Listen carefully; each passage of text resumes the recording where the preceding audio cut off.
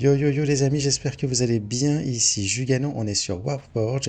La saison du mois de décembre 2025 vient de se terminer. On est maintenant officiellement en 2026 sur Warforge.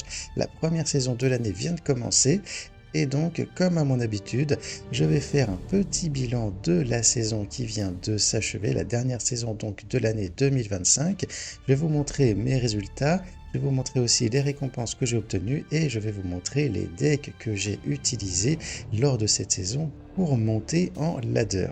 Mais on va faire des choses un petit peu différemment cette fois-ci les amis, puisque eh bien, les decks que j'ai utilisés pour le mode classique lors de cette saison, en fait, vous les connaissez déjà. Et oui, parce que ce sont en fait essentiellement les decks que je suis en train de vous présenter petit à petit dans ma série sur les decks low cost. J'ai beaucoup joué ces decks-là lors de la saison qui vient de se terminer et donc j'ai fait pas mal de mes points bonus avec ces decks-là, d'accord? Et à côté de ça, j'ai joué aussi pas mal les decks que j'ai emmenés avec moi lors du tournoi Lords of War New Year classique que je suis en train aussi de diffuser en ce moment sur la chaîne. D'accord, donc en particulier le deck Logan Grimnar. J'ai beaucoup joué ce deck-là, j'ai fait beaucoup de points avec ce deck-là. J'ai aussi fait pas mal de points avec le deck Varro et aussi avec le deck Azrael, mais surtout le deck Grimnar. Et il y a aussi d'autres decks que j'ai utilisés lors de la saison et en fait que j'ai joué essentiellement en live ou dont j'ai déjà parlé dans d'autres vidéos. Donc en fait voilà, tous ces decks-là que j'ai utilisés dans le mode classique, vous les connaissez.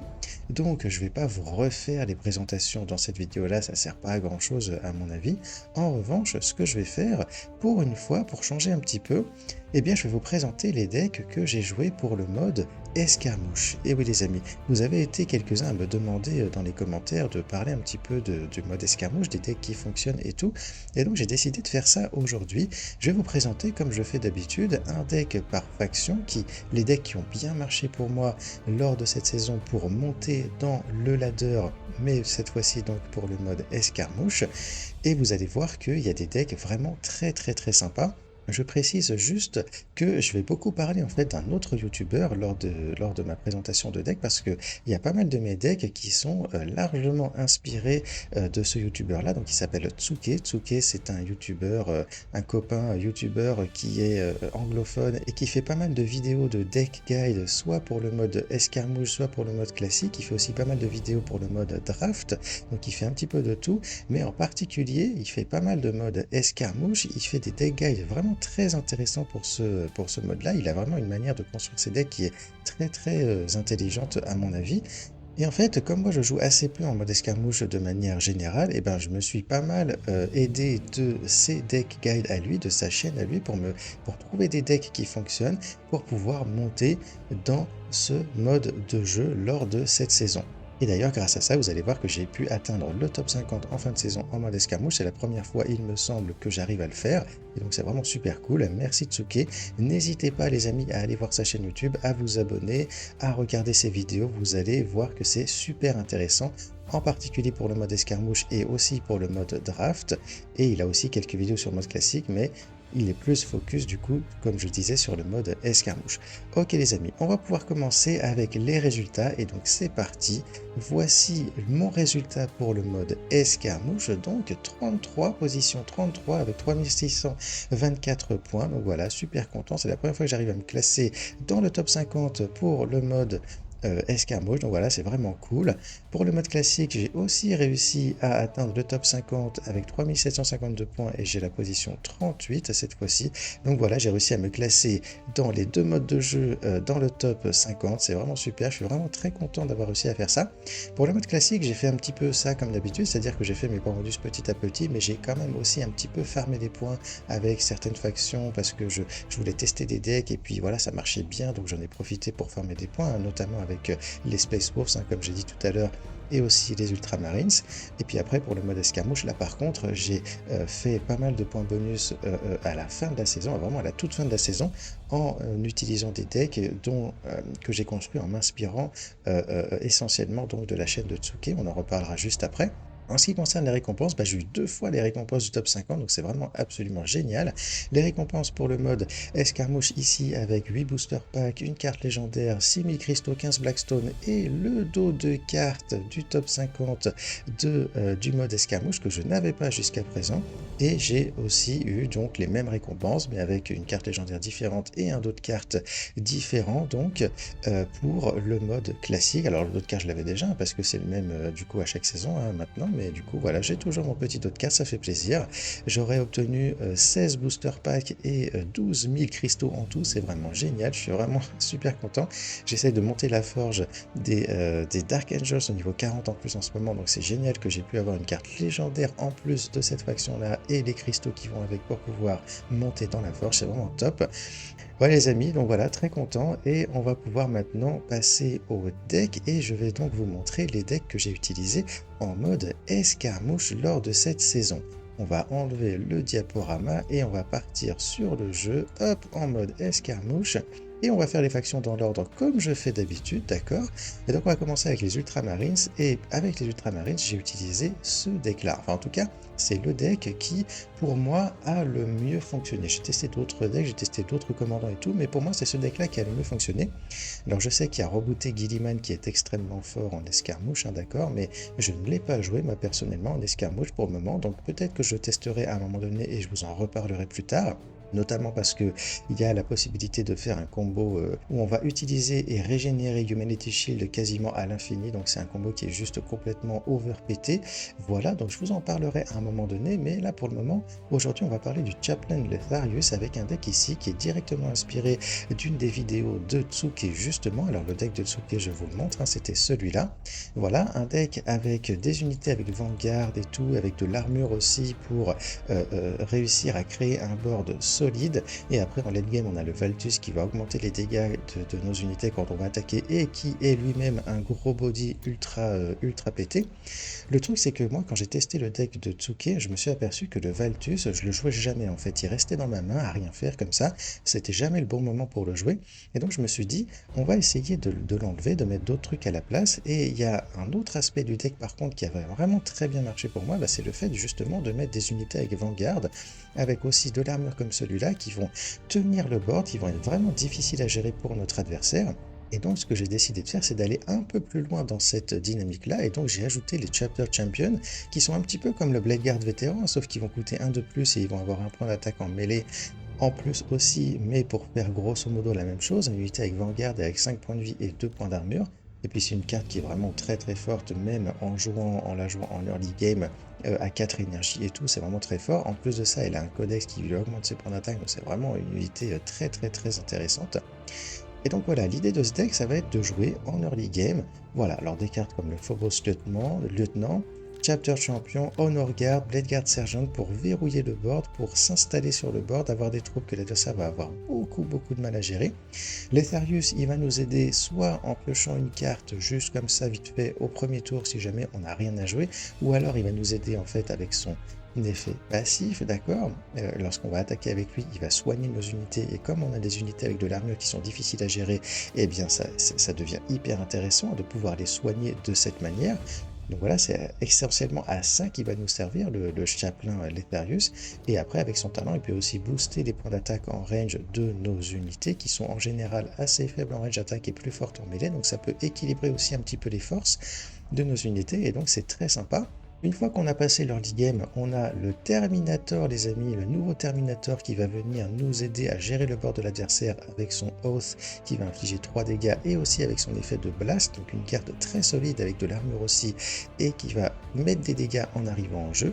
Et après pour le late game, on a Cassius qui va nous booster notre board grâce à son talent. Un Cassius, il ne faut pas le jouer n'importe comment, il faut essayer de le jouer à un moment donné où on peut le protéger avec nos unités qui ont Vanguard, d'accord, pour faire en sorte qu'il survive et pour pouvoir utiliser son talent au tour d'après. Et on a cette carte là.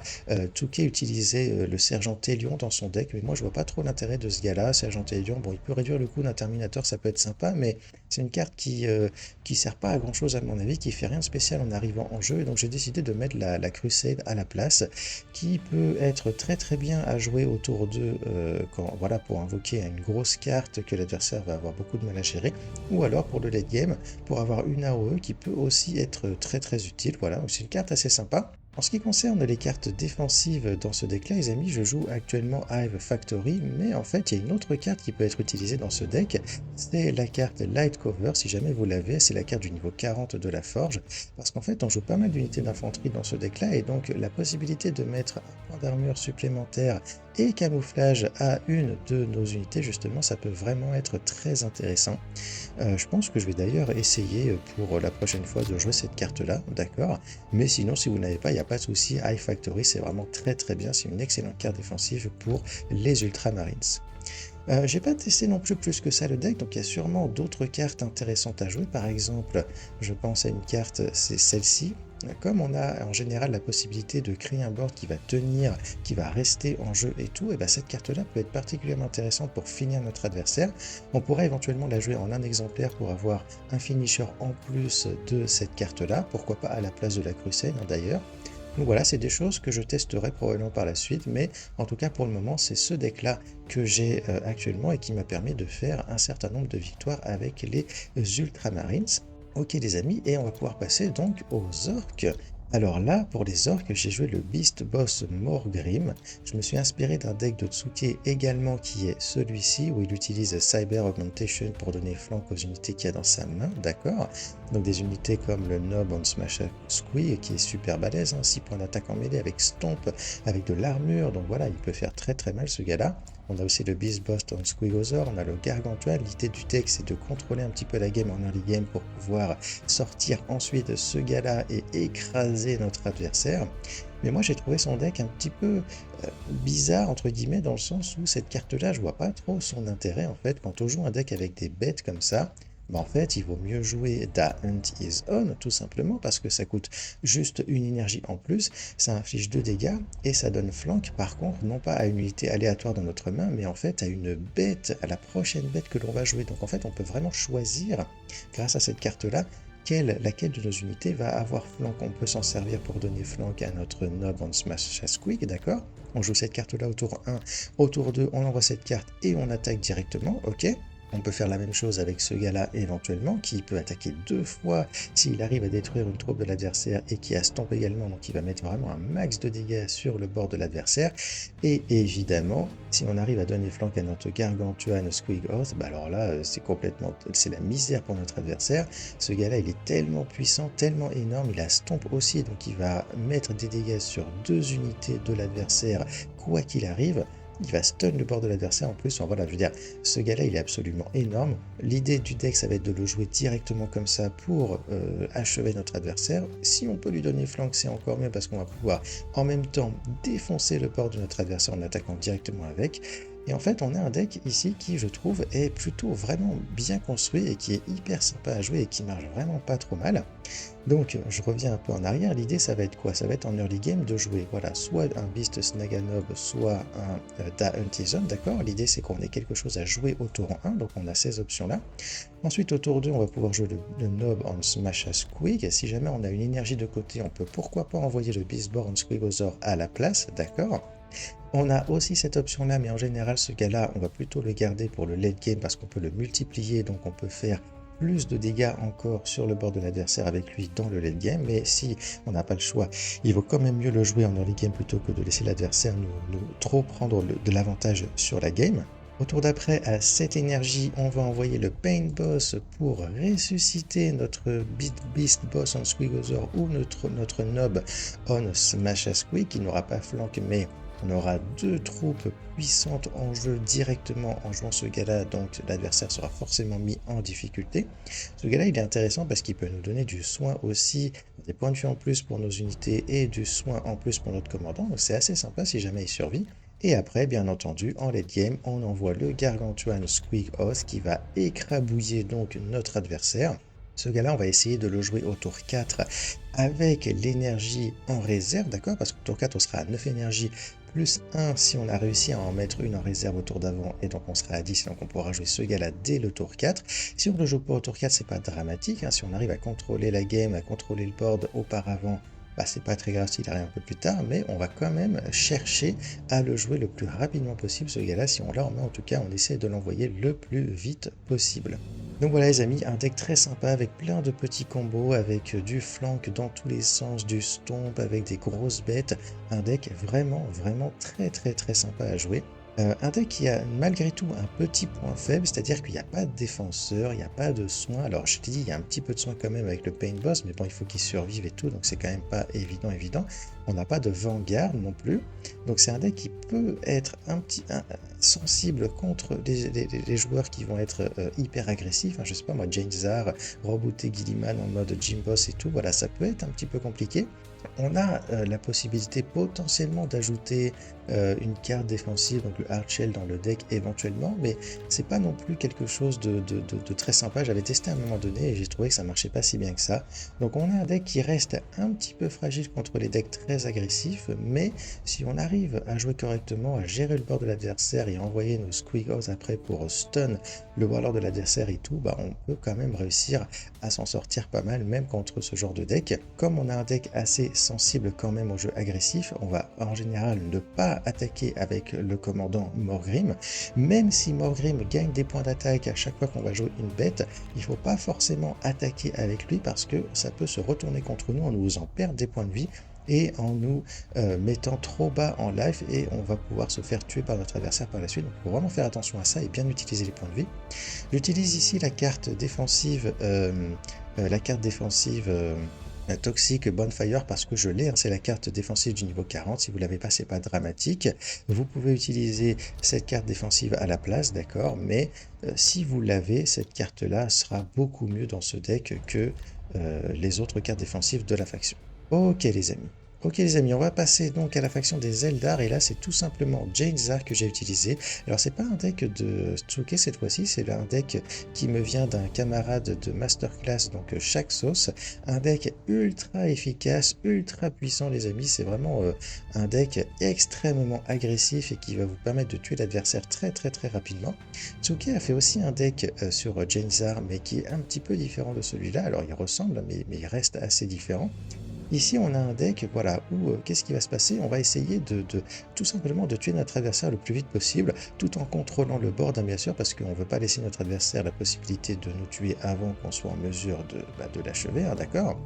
Et donc, ça va se passer? On va avoir le Striking Scorpion qu'on peut jouer dès le tour 1, d'accord? C'est important en général d'avoir des tours 1 en mode draft, et là, on a en mode skirmish, et là, on a une carte qui fait très bien ce travail-là. Par la suite, on va avoir voilà, Oriane qui a Stealth également et qui est très fort. Striking Scorpion, pareil, Stealth et carte très puissante qui peut faire beaucoup de dégâts. On a Banshee qui peut stun le commandant de l'adversaire ou une troupe de l'adversaire et qui peut bien entendu attaquer directement grâce à son flank, d'accord?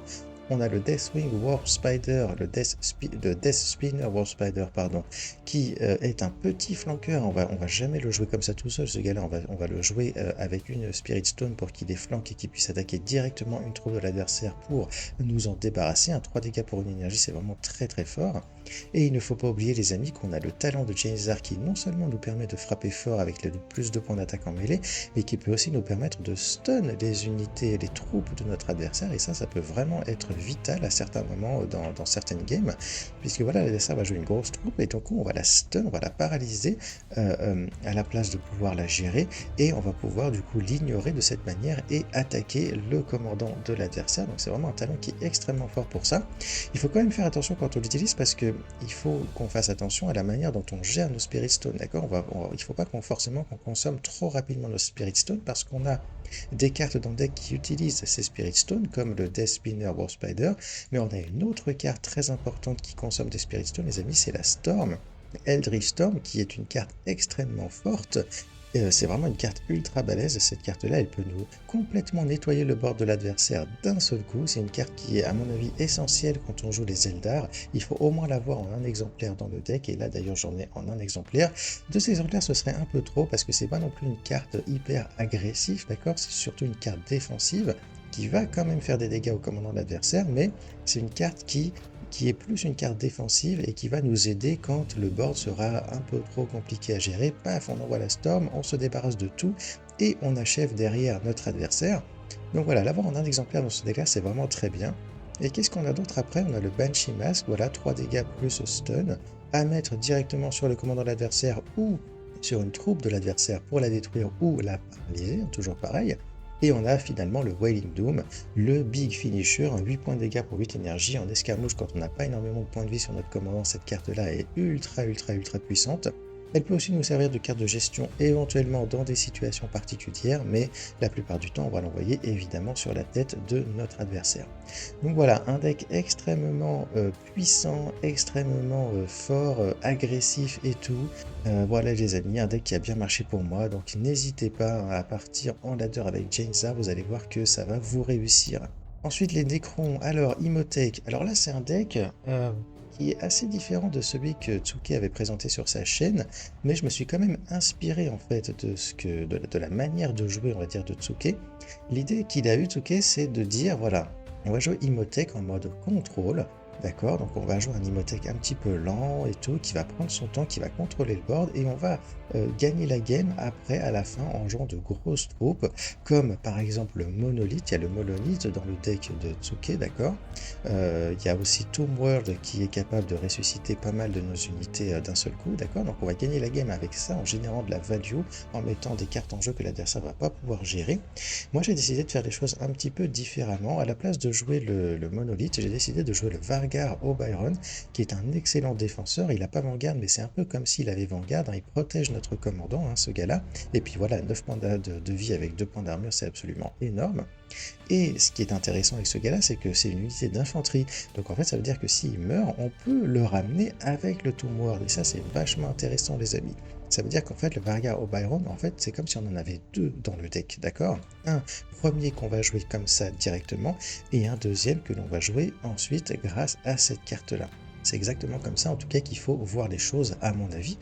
Et à côté de ça, comment on va faire pour survivre? Comment on va faire pour contrôler le board? Et bien, on va utiliser des flanqueurs notamment, d'accord? Donc le Scorpec Destroyer et aussi le Tomb Blade avec cette carte-là, une Escapable Attribution, qui n'est pas présente, je crois, dans le deck de Tsuke, et ça m'étonne un petit peu. Parce que l'idée, en fait, ici, ça va être de jouer des flanqueurs comme ça, de jouer aussi le Psychomancer pour stun le board de notre adversaire. Et l'idée, ça va être aussi de ressusciter ces cartes-là, de les réanimer pour pouvoir attaquer à nouveau, pour pouvoir conserver une présence sur le board et pour pouvoir mettre en difficulté notre adversaire. Et pour pouvoir réanimer ces cartes-là, qu'est-ce qu'on a? Eh bien, on a réanimation protocole en x2 dans le deck. Et on a aussi la carte défensive du niveau 40 de la Forge, la Résurrection Vault.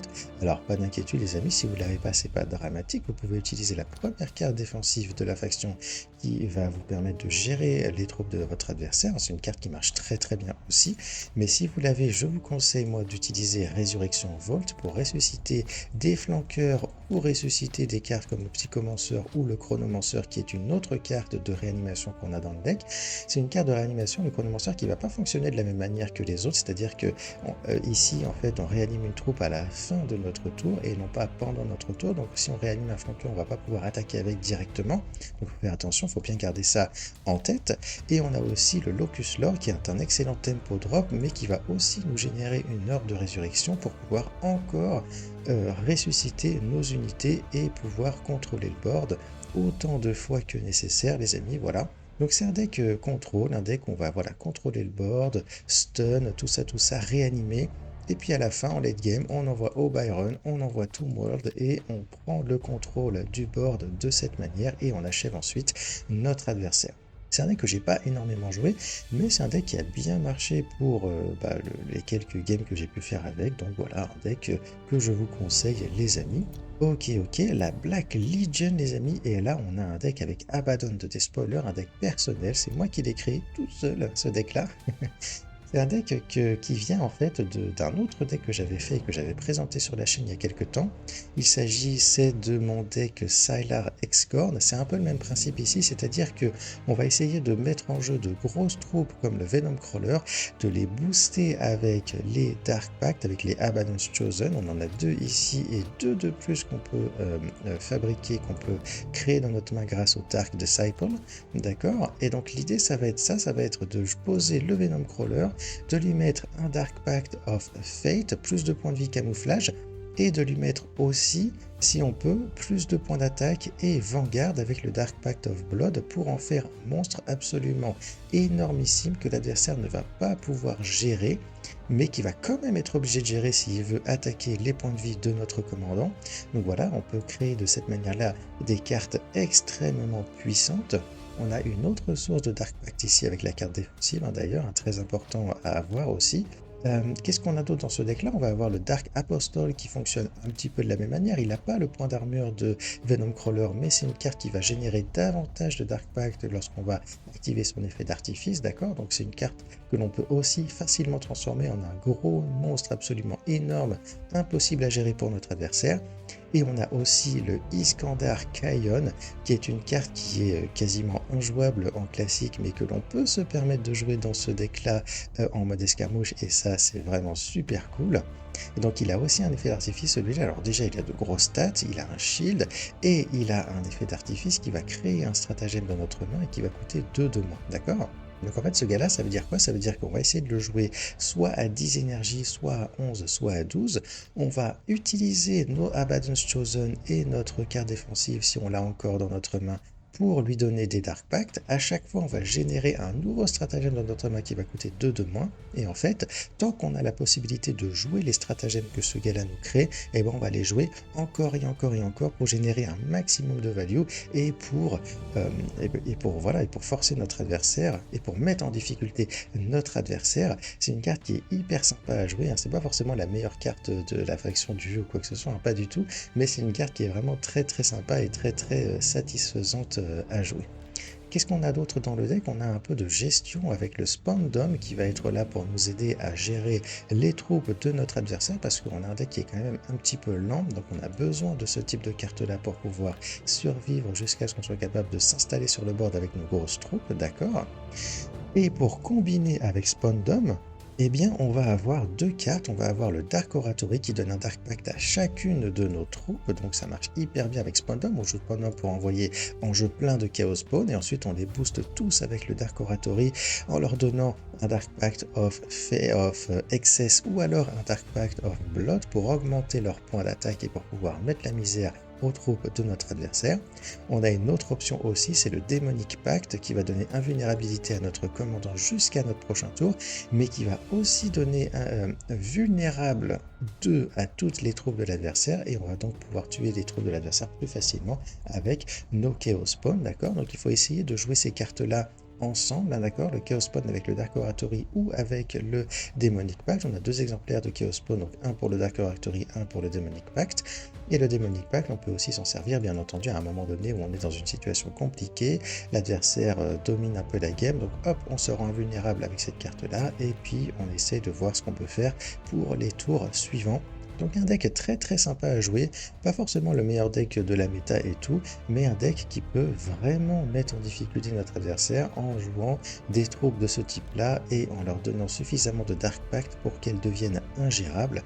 Voilà, un deck très sympa à jouer en tout cas que je vous conseille fortement et qui m'a permis moi de faire mes points bonus et même plus que ça lors de la saison précédente. Ok. Pour les tyrannistes, qu'est-ce qu'on a? On a 2 decks ici que je vais vous présenter rapidement. Ça, c'est le deck d'Otsuke, d'accord, le deck Terror d'Otsuke que j'ai joué un petit peu, qui est assez sympa, pas facile à jouer, je trouve, c'est vraiment pas facile à jouer. Mais très sympa, j'ai fait à peu près la moitié de mes points mes points bonus avec ce deck-là, donc c'est super cool de pouvoir jouer un commandant comme ça, qui sort un petit peu de nulle part et tout, qui est quasiment jamais joué de manière générale. Donc vraiment bravo à Tsuke pour avoir trouvé un deck qui fonctionne plutôt pas mal avec ce gars-là. Donc voilà les amis, donc l'idée c'est d'utiliser le talent de notre terreur pour augmenter ses points d'attaque et attaquer donc le commandant de notre adversaire. On a le tyran garde pour mettre quelque chose, une unité en jeu qui va être solide et que l'adversaire va avoir du mal à gérer, d'accord, c'est vraiment à ça qui sert. Si on peut, on va essayer de lui donner plus de points de vie à notre tyran garde en le combinant si possible avec cette carte là pour avoir l'effet de synapse et donner les points de vie donc à lui et à notre commandant en même temps, ok. On a aussi le Neurotarien qui fait ça, le Neurotarien qu'on peut jouer dès le tour 1 quand on est deuxième avec la carte défensive Digestion Pool, ou alors au tour 2 si on est premier ou deuxième, voilà, en fonction de la situation, d'accord. Neurotarien, il est très intéressant parce qu'il va pouvoir doubler nos stratagèmes, donc en particulier celui-ci. D'accord, donc c'est essentiellement à ça qu'il va servir le Neurotyrant, c'est à doubler ce stratagème-là pour mettre plein de points de vie sur nos unités pour qu'elles puissent survivre. Et on a aussi la Big AOE qui va nous aider à survivre, à nous soigner et que l'on peut aussi doubler avec le Neurotyrant. Donc voilà, on a ces cartes-là qui vont nous permettre de survivre, de gagner des points de vie, de nous protéger, de gérer le bord de l'adversaire, etc., etc. Et en parallèle de ça, à côté de ça, on va chercher à jouer nos petites unités qui ont Swarm. On les joue en plusieurs exemplaires sur le terrain pour qu'on puisse utiliser ensuite le talent de Terror pour donner tout en plus de points d'attaque à notre commandant quand on a de troupes en jeu. Et on va de cette manière-là pouvoir détruire, pouvoir anéantir le commandant de l'adversaire d'un seul coup en utilisant en plus cette carte-là qui donne Bloodthirst et qui permet d'attaquer 2 fois avec notre commandant. Ça peut arriver assez fréquemment qu'on arrive à infliger directement, juste avec notre commandant, je sais pas moi, 15-20 dégâts au commandant de l'adversaire grâce au talent qui va considérablement booster nos points d'attaque et cette carte-là qui va en plus de ça nous donner Bloodthirst pour attaquer 2 fois. Donc voilà les amis, n'hésitez pas à aller voir la vidéo de Tsuke pour voir un peu de gameplay avec ce deck-là. Et ici on a Tervigon, donc un deck Tervigon qui, contrairement au deck low cost, eh ben celui-là il risque de fonctionner un petit peu mieux, hein, d'accord. Donc l'idée ici c'est quoi? C'est de remplir le board de Neurogaunt et de Reaper Swarm qu'on va faire grossir grâce à l'effet de Swarm, d'accord. Et comment on fait pour en jouer plein de ces cartes-là? Et ben on utilise des cartes de réduction de coût comme Overwhelming Swarm qui réduit le coût de nos unités d'infanterie de 1 pour ce tour-ci, donc ça veut dire que ces cartes-là coûtent 0. Et donc on peut les jouer autant de fois qu'on veut pendant notre tour. On a aussi High Flick Leviathan qui fait exactement la même chose, hein, sauf que cette fois-ci l'effet est permanent. Et en plus de ça, on pioche une troupe au moment où on joue la carte, d'accord. Et on va pouvoir aussi multiplier nos cartes grâce à Infestation Node que l'on va utiliser sur notre Neurogaunt. Et de cette manière-là, comme notre Neurogaunt il a Synapse, lui ainsi que les troupes adjacentes vont être soignées et on va avoir une copie de chacune des 3 troupes affectées par cet effet-là qui vont arriver dans notre main et on va pouvoir jouer comme ça encore plus de petites unités pour créer un board absolument ingérable par notre adversaire, d'accord. Donc l'idée c'est de générer de cette manière-là, je sais pas moi, 3, 4 ou 5 troupes qui vont avoir des stats imposantes et que l'adversaire ne va juste pas pouvoir gérer, d'accord, c'est vraiment ça l'idée. Et à côté de ça, qu'est-ce qu'on a? Et ben on a voilà un petit exemplaire de l'AOE pour se défendre et on a le Termagant Brood qui est aussi une carte avec Swarm mais qu'on va jouer un petit peu différemment parce qu'en fait ce gars-là il a un effet passif qui fait qu'à chaque fois qu'une unité alliée utilise l'effet de Swarm, et ben ce gars-là va infliger un dégât à un ennemi aléatoire. Donc, vous voyez, on a non seulement la possibilité de générer de grosses troupes énormes avec cette carte-là, avec ces cartes-là et les réductions de coûts, mais en plus de ça, quand on va le faire, et ben on va infliger des dégâts sur le bord de l'adversaire grâce au Termagant Brood. Et donc voilà, c'est un combo qui marche extrêmement bien et qui peut faire très mal. C'est un deck qui marche pour le coup parce que voilà, quand on a les bonnes cartes, et du coup ça peut fonctionner, hein, c'est du combo, mais du coup voilà, c'est ça en fait, il faut juste avoir les bonnes cartes pour que ça puisse fonctionner. C'est un deck qui reste quand même un petit peu fragile dans le sens où, voilà, si on n'a pas les différents éléments de notre combo, les cartes de réduction de coût en particulier, voilà, le deck va avoir un petit peu de mal et tout, ça peut être compliqué de réussir à s'en sortir. Ce qu'on peut faire, ce que je teste moi de temps en temps, c'est de retirer l'AOE et de mettre une carte qui donne flank à la place. Ça peut nous aider à nous sortir de situations compliquées par moment. Donc voilà, vous pouvez faire ce genre de modification les amis. Et puis sinon, voilà, hein, c'est un deck qui peut être vraiment très fort. Hein. À partir du moment où vous arrivez à activer votre combo, de toute façon, il n'y a plus grand chose à faire pour votre adversaire. Vous allez remplir le board et détruire le sien en même temps grâce à ces effets de dégâts-là. Et à partir de là, il n'y a plus rien à faire. Donc voilà les amis, n'hésitez pas à tester le Tervigon en ladder. C'est quelque chose qui peut vraiment très bien fonctionner. On part avec les taux les amis, et là on a un deck personnel. Touquet a fait une vidéo sur Shadow Sun, mais mon deck est assez différent du sien. La stratégie ici, elle est simple les amis. Vous voyez, en early game, on a seulement ces cartes-là qu'on peut jouer au tour 1. Alors on a aussi le Crisis Bodyguard qui peut être joué au tour 1 si on est deuxième, d'accord? Mais sinon, on n'a que ces deux cartes-là. Et ces cartes-là, ce sont des cartes de pioche en fait. On va avoir Dynamic Offensive qui va piocher des troupes de notre deck et leur donner flanc qui ce sont des Battlesuits. Ou alors Emergency Dispensation qui va nous permettre de piocher une carte et de réduire son coût de 3. Et donc l'idée les amis, ça va être d'utiliser ces cartes-là en early game.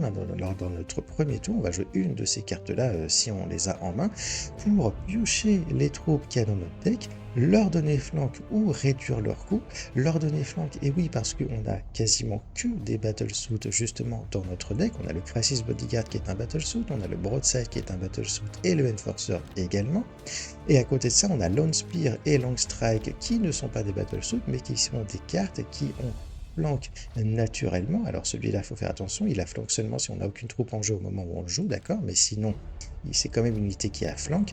Le long strike, c'est pareil, il a flank. Donc en fait, les amis, l'idée avec ce deck-là, ça va être de jouer uniquement des unités avec flank pour pouvoir directement prendre le contrôle du board et pouvoir du coup s'imposer sur la game et aller tuer notre adversaire par la suite. Nos unités vont en général avoir flank, mais en plus de ça, elles vont avoir des stats importantes. Elles vont avoir aussi des effets comme long range qui va leur permettre de ne pas prendre de dégâts de contre-attaque lorsqu'elles vont attaquer. Elles vont aussi avoir de l'armure, nos cartes. Donc celle-ci, elle a de l'armure, voilà. Celle-là aussi, elle a de l'armure. Elles vont parfois avoir un shield, d'accord. Le Crisis Bodyguard, il a un shield également. Donc voilà, on a des cartes qui sont vraiment très solides et qui, si en plus on arrive à les jouer de cette manière-là, donc avec flank, vont vraiment pouvoir faire très mal à notre adversaire. C'est vraiment ça l'idée et c'est un deck qui marche bien. Au début, ce deck-là, je le jouais pas tout à fait de la même manière. J'avais pas les Crisis Bodyguard et j'avais des battlesuits plus chers à la place, genre le Cold Star ou le Riptide Battlesuit, mais c'était un deck qui était un petit peu trop long, qui avait vraiment du mal à sortir. Et j'ai réussi à l'améliorer en enlevant les battlesuits les plus lourds et en mettant le Crisis Bodyguard à la place qui est vraiment super balèze. Il marche très bien avec flank et c'est aussi une carte défensive qui va nous permettre de nous protéger, donc à la fois notre commandant mais aussi nos troupes des menaces de notre adversaire. Donc voilà, c'est quelque chose qui marche vraiment très bien. Ce deck-là, il est super efficace, les amis. Il est vraiment super cool à jouer également. C'est un deck que je vous conseille vraiment de tester et vous allez voir que c'est vraiment très sympa à jouer. Non seulement on a du coup, comme je disais, des troupes solides et qui vont avoir flank, mais on a encore des choses en plus avec toutes ces unités-là. C'est vraiment sympa. Par exemple, le Broadside, il va pouvoir invoquer des missiles drones en plus sur le terrain si on le joue tard dans la game. Le Battlesuit Enforcer, il va envoyer des couronnes gardiens. Le Lone Spear, il va avoir Blast. Vous voyez, donc on a des effets en plus dont on va pouvoir profiter si on s'y prend correctement et qui vont vraiment nous permettre de dominer au game avec donc ce deck-là. Carte défensive, voilà, c'est la deuxième carte défensive de la faction qui marche bien dans ce deck-là parce que voilà, on peut être un peu en difficulté parfois en early game parce qu'en premier tour, on va pas mettre de troupes en jeu, on va jouer une de ces cartes-là. Donc si l'adversaire commence à jouer des trucs, il va falloir qu'on puisse se défendre et donc notamment grâce à cette carte-là. Il y a aussi le talent de Shadow Sun qui nous permet d'infliger un dégât en plus aux unités de l'adversaire. Donc voilà, on a ces outils-là qui vont nous permettre de nous installer, d'autant plus de nous installer sur le board en early game. Voilà, c'est un deck vraiment très sympa, donc je suis très content et que je vous invite donc à tester les amis. Ok. Alors les Sisters, comme vous pouvez le voir, c'est du Tsuke à nouveau. Et donc là on a un deck, alors c'est pas exactement du Tsuke, c'est un deck que j'ai fait à partir d'un deck de Tsuke. Donc Tsuke il a fait pas mal de deck guides sur les Sisters en escarmouche, ok. Celui qui a le plus attiré mon attention, c'est Morvenval, mais en fait, étrangement, Morvenval, c'est pas forcément de cette manière-là qu'on va penser à la jouer à la base, parce qu'un deck de ce type-là, c'est plutôt avec Erika ou Junis qu'on va vouloir le jouer à la base. Mais moi, j'aime bien Morvenval avec son petit, avec ses 40 points de vie, enfin ses 30 points de vie plutôt, avec son petit dégât, avec son effet de prière. Je trouve qu'elle est vraiment très sympa. Après, c'est vrai que Morvenval, en général, elle est jouée avec cette carte-là, le Mortifier, qui est vraiment très fort, d'accord. Mais voilà, ici, l'idée, elle est, c'est pas tout à fait la même.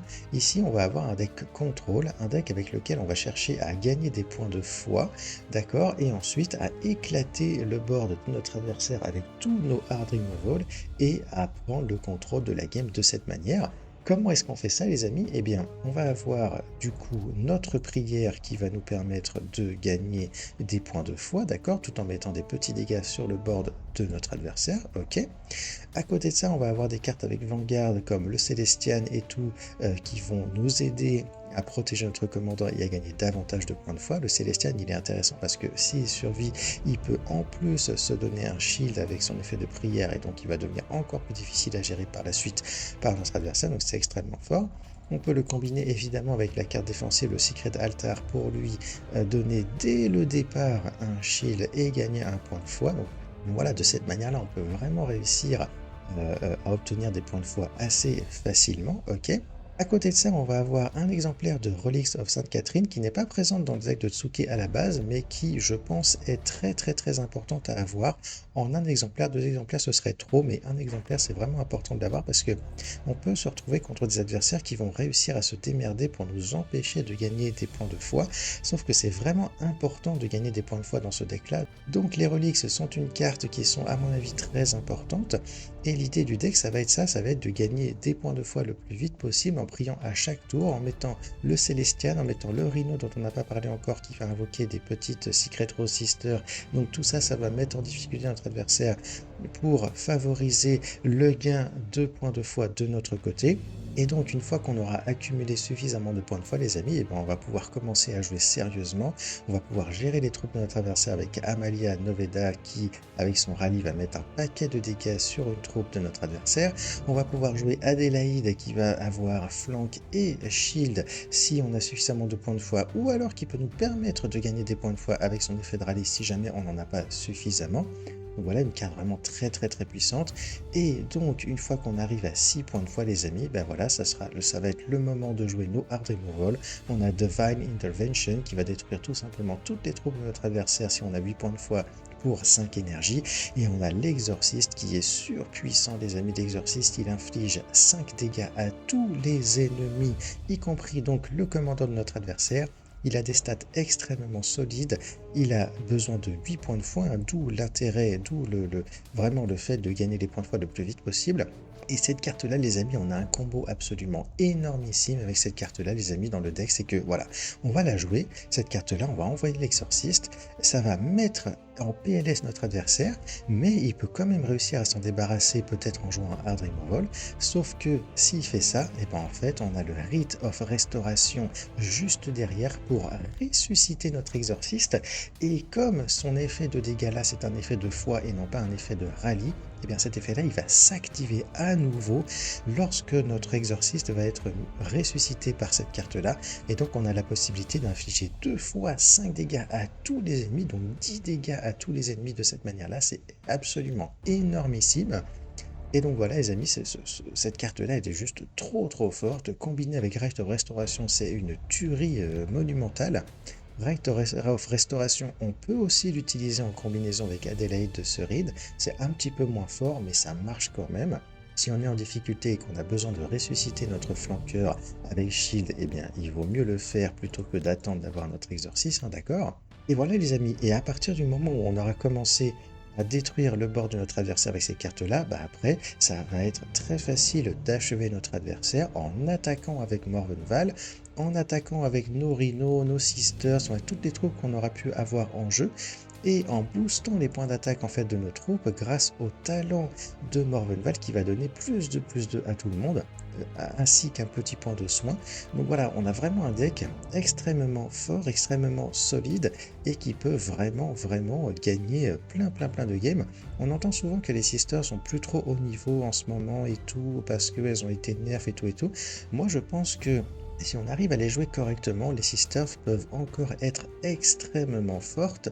Déjà avec les decks qui étaient joués avant, avec le combo et tout, comment ça s'appelle, le combo avec le Triumph of Sainte Catherine et la carte qui lui donne flank, d'accord. Donc celle-ci, c'est un combo qui fonctionne toujours, hein, qu'il est toujours jouable, mais on a aussi d'autres manières de jouer les Sisters, comme celle-ci par exemple, qui va aussi très bien marcher. C'est du hard control et tout, mais ça marche, hein. J'ai testé ce deck-là les amis, et je vous le dis, ça marche, voilà. C'est quelque chose qui fonctionne et qui est vraiment très fort avec les cartes légendaires, avec l'exorcisme qu'on peut ressusciter et tout, c'est vraiment ultra balèze. Ok les amis, Allez, on va passer à la faction suivante, les Genestealers. Alors c'est une faction que j'ai très peu joué, les Genestealers. Que j'ai très peu joué, que j'ai joué juste à la fin de la saison et j'ai dû faire 5-6 victoires, j'en ai pas fait plus que ça, j'ai pas fait tous les points bonus avec cette faction. Et j'ai joué ce deck-là, un deck que j'ai obtenu de la part de Chaxos dans la team Masterclass, qui avait proposé un deck un peu différent que j'ai modifié parce que ça me semblait intéressant de le jouer de cette manière, Aconward. Je me suis pas mal inspiré du deck que j'avais fait pour ma série des decks low cost, hein, d'accord, en prenant certaines cartes, voilà, le Biophagus, le Locus, le Nexus, le flanqueur ici aussi, voilà, ces idées-là me viennent de mon deck low cost. Et donc, qu'est-ce que je fais? Et donc, on a un deck ici qui est assez sympa parce qu'il va utiliser toutes les mécaniques qui permettent au Genestealer d'être hyper relou et de modifier, enfin de perturber le jeu de notre adversaire. D'accord? Donc, on va avoir des unités avec Stage, le Biophagus, le Locus, on a le Nexus aussi. On a des unités qui vont, enfin des cartes qui vont générer des sabotages. Alors, moi, j'utilise la carte défensive parce que je l'ai, hein, voilà. Si vous ne l'avez pas, vous pouvez très bien utiliser n'importe laquelle des autres, hein. Celle-ci, elle fonctionne bien en combinaison avec Nexus. Celle-ci, elle peut bien fonctionner de manière générale, mais comme on ne joue pas dans ce deck-là, le Genestealer familier, c'est peut-être pas forcément la meilleure carte, donc celle-là sera peut-être mieux si vous jouez exactement le même deck que moi. Donc voilà, on a des cartes qui ont stealth, comme je l'ai dit, des cartes qui vont générer des sabotages. On a la carte défensive, le Biophagus, le backstab, et même ce gars-là qui peuvent générer des sabotages dans la main de notre adversaire. Donc on va complètement perturber le jeu de notre adversaire en early game avec ces cartes là et avec nos unités qui ont stealth qui ne vont pas pouvoir être attaquées par notre adversaire. Et par la suite, qu'est-ce qu'on va faire? Et ben on va jouer Nexus. On va utiliser le talent de Biophagus aussi pour générer des cartes dans notre main pour pouvoir les utiliser plus tard avec Nexus et pour pouvoir faire un combo finisher, d'accord? Nexus, il peut booster considérablement les points d'attaque de notre board, ça se combine extrêmement bien avec le talent de Aconward Malak Vorens, ça se combine parfaitement bien avec Perfect Ambush, avec le talent de Biophagus qui peut générer une carte qui donne plus de points d'attaque à une de nos unités. Et donc on va réussir à un moment donné à achever notre adversaire de cette manière-là. En early game, on joue du stealth, on joue du sabotage, on joue des flanks et tout. Et en mid-late game, on joue Nexus, on booste nos points d'attaque et on bourrine le commandant de notre adversaire. On a une condition de victoire secondaire aussi dans ce deck-là, c'est cette carte-là, qui peut se combiner avec le Atalan Leader pour faire un maximum de dégâts sur le bord de notre adversaire.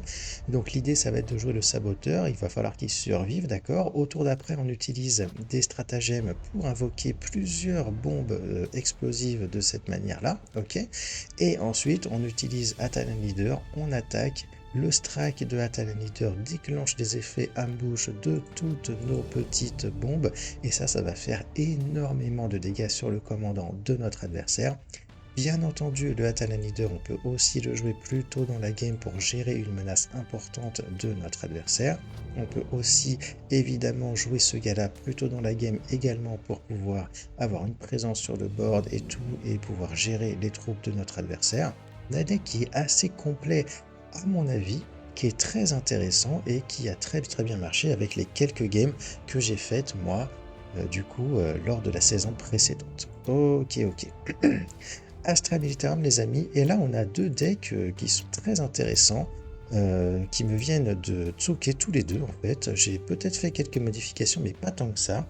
On va d'abord un petit peu regarder le deck de Dankler.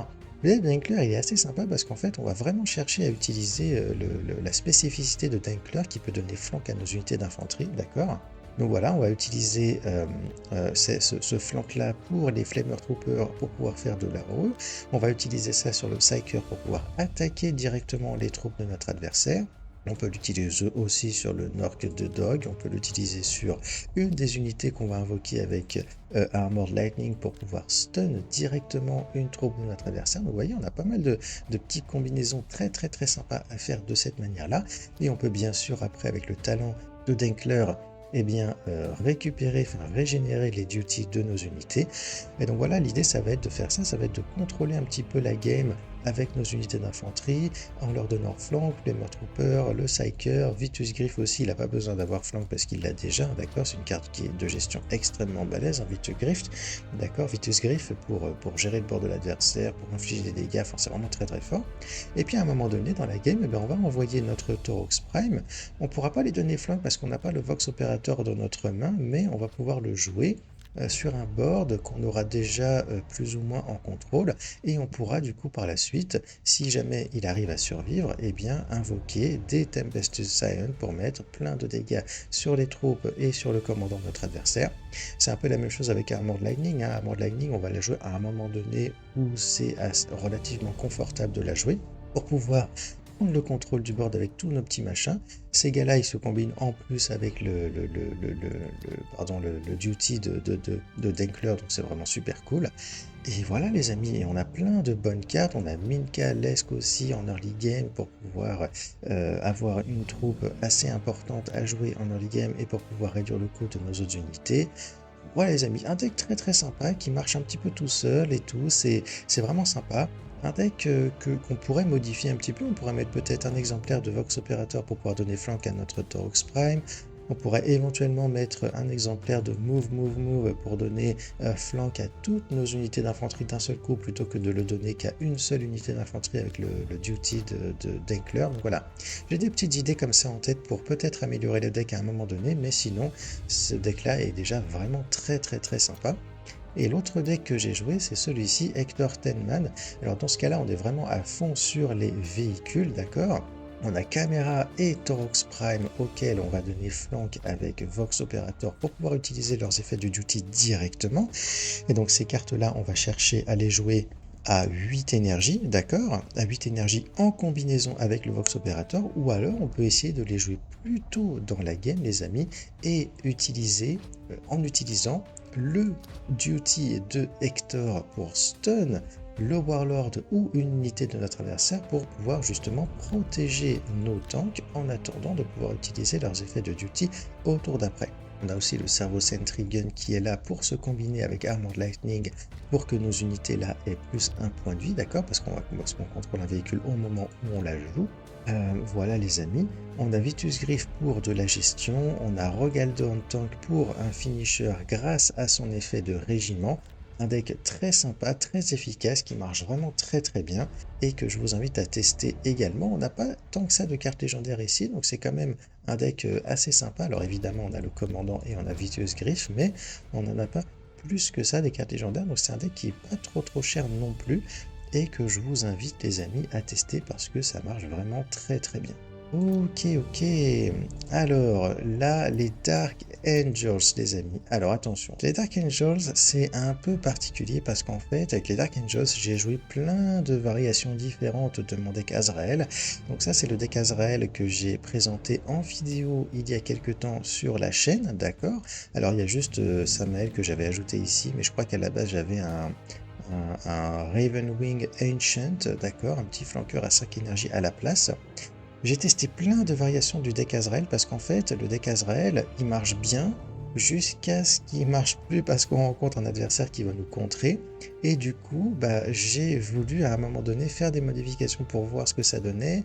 Et puis, soit ça marche pas. Et du coup, je refais des modifications, etc., etc. Et puis voilà, là j'ai un autre exemple de deck, par exemple, un petit peu différent, où on va jouer le champion à la place du Nightmaster et tout. On a aussi le Terminator, on ne joue pas celui qui coûte 6 et tout. Donc voilà.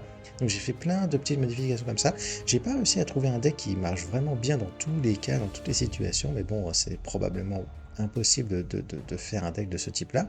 Peut-être que ce serait possible si j'avais accès à la carte défensive du niveau 40 de la forge elle est où? Qui est celle-ci, voilà. J'essaie vraiment de toutes mes forces d'arriver à obtenir cette carte-là. Je suis plus très loin, mais il me reste encore quelques niveaux dans la forge à franchir. Je pense que le deck là sera mieux avec cette carte-là. C'est un deck qui reste extrêmement sympa à jouer et extrêmement solide, juste un petit peu fragile face aux ennemis qui sont particulièrement agressifs, d'accord? Parce qu'en early game, on a un petit peu de mal quand même à se lancer, parce qu'on va jouer des cartes de ce type-là qui sont un petit peu lentes, qui sont très fortes, mais qui sont quand même un petit peu lentes, ok? Donc voilà, un deck qui reste extrêmement sympa, extrêmement fort, mais voilà, qui peut parfois avoir du mal, et donc on peut chercher à faire des modifications pour avoir une cœur moins élevée, mais après on aura moins de mal, un peu plus de mal, pardon, en late game. Donc voilà, c'est un peu compliqué, mais en tout cas, voilà, n'importe quelle combinaison de ce type-là avec Azrael, si vous avez deux fois deux unités comme ça avec téléport, pas plus, parce qu'après ça fait vraiment beaucoup. En plus de ça, les cartes légendaires qui sont puissantes, The Rock pour du soin ou alors des unités avec Stealth et puis après Unwavering Zeal pour la gestion. Vous avez déjà un deck qui est extrêmement solide les amis, donc n'hésitez pas à vous faire plaisir. Azrael il est vraiment cool, c'est un excellent commandant. Les Dark Angels ils sont aussi super cool à jouer avec Azrael de cette manière-là, donc vraiment n'hésitez surtout pas. Ok les amis, on va passer aux Emperor's Children. Attention, attention, attention. Alors qu'est-ce qu'on a ici? Je pense que là on a un deck avec Lucius que j'ai joué un petit peu, qui a pas trop mal marché, mais pas non plus excessivement bien marché. Et en fait, c'est surtout avec ce deck-là qui me vient, je crois, directement de Tsuke, encore une fois, que j'ai réussi à faire le maximum de points avec cette faction-là, enfin que j'ai réussi à faire l'essentiel de mes points bonus. Un deck très sympa où on va avoir de l'early game avec le Threnodic Noise Marine, avec le Constrictus Tormentor. On va avoir l'Obsessionniste qui est juste ultra pété. Cette carte-là, elle est vraiment très très forte. Et puis après, on a d'autres troupes. On a le Tyriangos qui est très fort. On a Veldras qui peut éclater notre adversaire à n'importe quel moment. On a les grosses AOE aussi de la faction qui sont des cartes extrêmement puissantes. Et à côté de tout ça, qu'est-ce qu'on a? On a Quicksilver Grace pour pouvoir donner flanc à nos unités et pour pouvoir détruire les unités que notre adversaire va nous jouer, tout en se mettant en place avec les élixirs de combat pour pouvoir trouver à un moment donné la possibilité de tuer notre adversaire. Voilà, c'est un deck qui se joue un peu de la même manière que le deck que j'avais présenté pour le mode classique, en fait, voilà, parce que voilà, c'est un deck plus ou moins tempo. On va essayer de jouer des troupes on curve et tout. Alors on n'a pas le Malgarache, parce qu'on n'a pas assez de possibilités de mettre des cartes légendaires dans le deck, mais on a Tyriangos qui est quand même là avec son shield, donc on peut lui donner flank et il peut attaquer directement avec 6 points d'attaque sans prendre de dégâts de contre-attaque, c'est vraiment super cool. Donc voilà les amis, on essaie de s'installer un peu sur le board, on essaie de mettre un peu la pression à notre adversaire, et puis après on le finit soit avec nos AOE, soit avec notre Veldras. Donc un deck qui est pas forcément le meilleur et tout du jeu, mais qui est très sympa et qui marche pour cette faction des Emperor's Children. Ok les amis, et voilà, ça y est, on arrive au bout, on termine avec les Space Wolves, et là encore une fois, c'est un deck qui nous vient directement de Tsuke, un deck Birth of Saga, un deck super balèze les amis, qui va vraiment vous permettre d'éclater vos adversaires. Un deck qui est très bien construit aussi, vraiment j'aime beaucoup ce deck là, il est très très fort parce que on a des cartes à jouer en early game, on a Fury et on a Grey Hunter Pack Leader. Ce sont des cartes qui marchent très bien en early game et qui peuvent se combiner entre elles pour pour nous permettre déjà de nous imposer sur le board. Et ce sont des cartes qui fonctionnent également avec Birth of the Saga parce que comme ce sont des cartes qui ont pack, et du coup elles vont booster leur point d'attaque grâce aux autres troupes qu'on aura mis en jeu avec Birth of a Saga. Et en plus de ça, le Grey Hunter Pack Leader, si on l'invoque avec Birth of a Saga, on peut directement utiliser son effet de férocité pour donner plein de stats à une autre troupe qu'on aura invoquée de cette manière, par exemple un Murderfang, qui va pouvoir attaquer et anéantir le board de notre adversaire. Et donc ça marche vraiment très très bien tout ça. Et donc l'idée c'est ça, c'est vraiment de jouer ces cartes-là en early game, et puis d'attendre tranquillement qu'on arrive à cette énergie pour pouvoir jouer Birth of a Saga. Birth of a Saga peut nous ramener des cartes surpuissantes comme le Murderfang, le Land Raider qui va avoir Vanguard et qui va donner de l'armure à notre commandant, Bjorn qui peut activer son effet de férocité pour faire une AOE ou taper très fort avec 9 points d'attaque en mêlée, d'accord. Ces cartes-là vont être un petit peu moins solides, mais elles peuvent quand même agresser plutôt bien les troupes de notre adversaire. Donc voilà, cette carte-là, dans ce deck-là, dans ces conditions, en mode escarmouche, elle marche vraiment très très bien pour le coup. Et si jamais on ne l'a pas, si jamais on n'a pas accès à cette carte-là, ou alors qu'on a déjà toutes nos grosses troupes dans notre main, Et bah c'est pas fini les amis, puisque on a quand même la possibilité de jouer Murderfang à 8 énergies avec Pack of One pour pouvoir attaquer 2 fois et défoncer le bord de notre adversaire. On a Monstrosities et Bjorn pour faire de l'AOE, on a le Land Raider pour faire de la protection, avec Vanguard et de l'armure sur notre commandant. Donc vous voyez, même si on n'arrive pas à jouer Burst of the Saga, on a quand même la possibilité de jouer ces cartes-là, d'en tirer de la value et de s'imposer dans la game. Donc c'est un deck qui est, voilà, pour ces différentes raisons-là, vraiment très bien construit, que j'aime beaucoup. Alors vous voyez, j'utilise ici la carte de soins, hein, de la carte défensive de soins.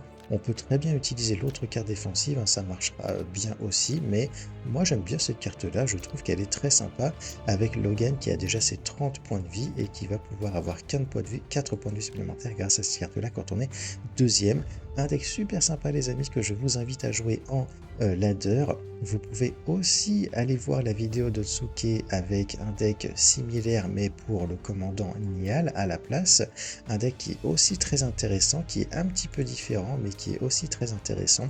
Moi, mon deck favori pour cette faction en escarmouche, c'est celui-là, et donc c'est celui-là que j'ai décidé de vous présenter aujourd'hui les amis.